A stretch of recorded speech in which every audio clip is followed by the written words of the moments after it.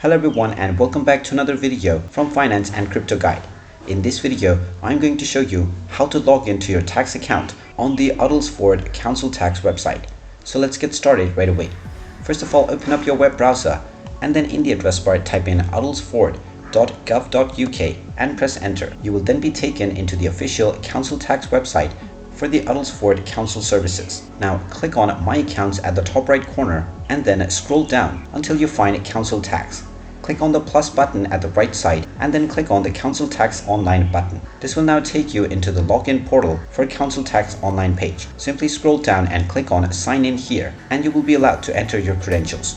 Within the username section, type in your username that you have set up while creating your account and then type in your account password within the password box. Then click on the Sign In button and you will be logged into your account on the Uttlesford Council Tax website right away. In case you have forgotten your username or password, you can click on Forgot Your Username or the Forgot Your Password buttons underneath the username and password box. And there you have it.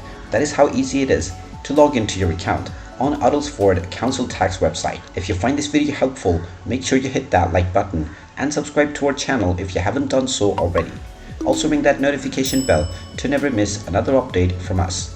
Thank you for watching and I will see you again in the next video.